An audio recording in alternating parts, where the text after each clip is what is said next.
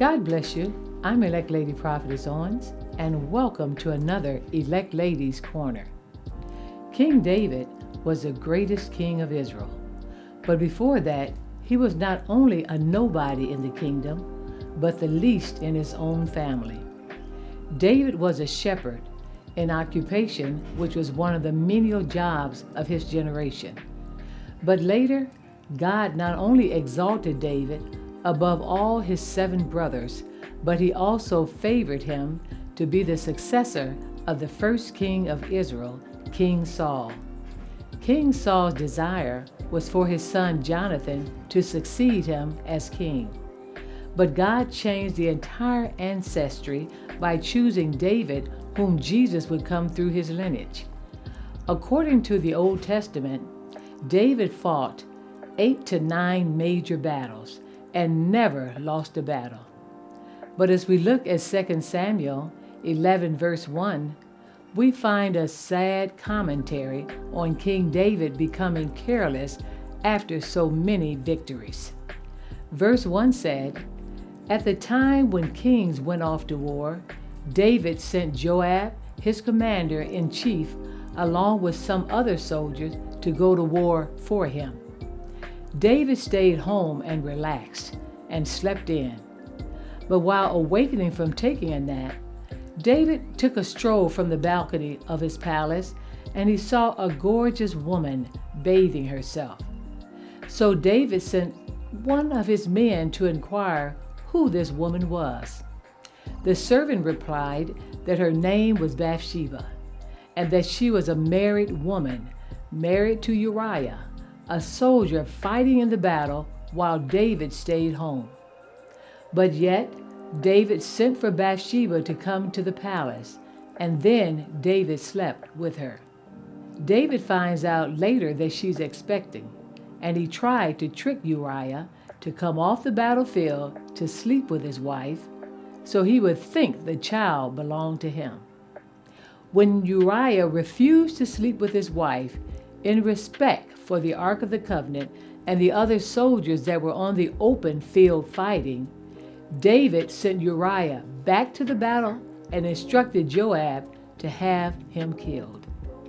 Remember, titles and positions do not give you the right to disobey God's commandments. Verse 27 said, "And when the mourning was past," that is, Bathsheba mourned for the loss of her husband, "David sent and fetched her to his house, and she became his wife and bare him a son."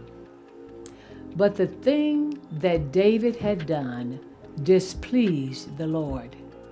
You may think you're getting by in your sins, but you're not, because you have displeased the Lord.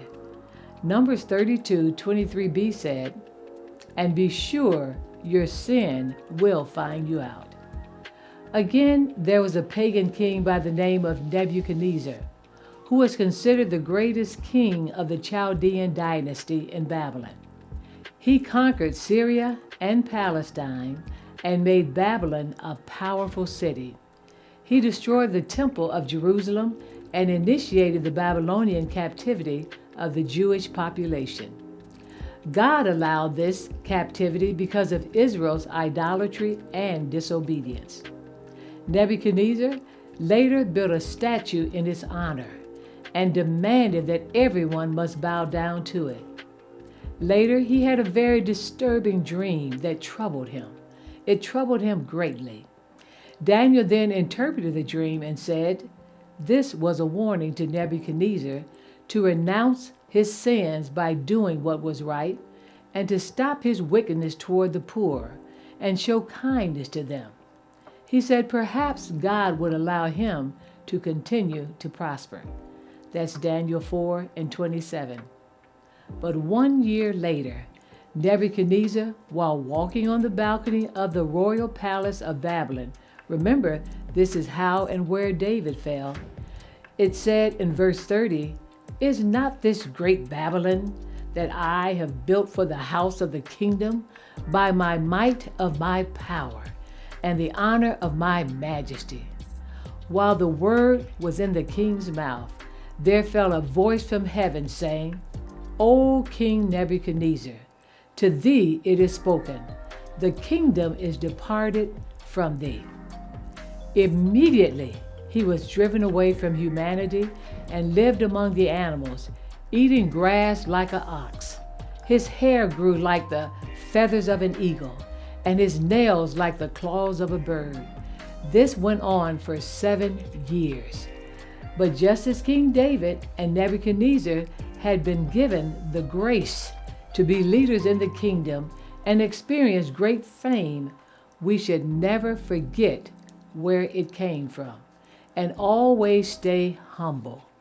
When you get careless, you allow pride to slip in, and you start thinking your blessings came from your efforts, and you deserve to make yourself happy, even if it's out of the will of God.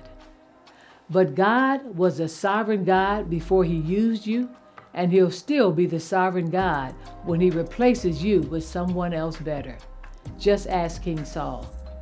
So just because you have a few victories under your belt, don't get careless and fail the greatest victory to have obeyed God, served him in humility, and therefore God is not pleased.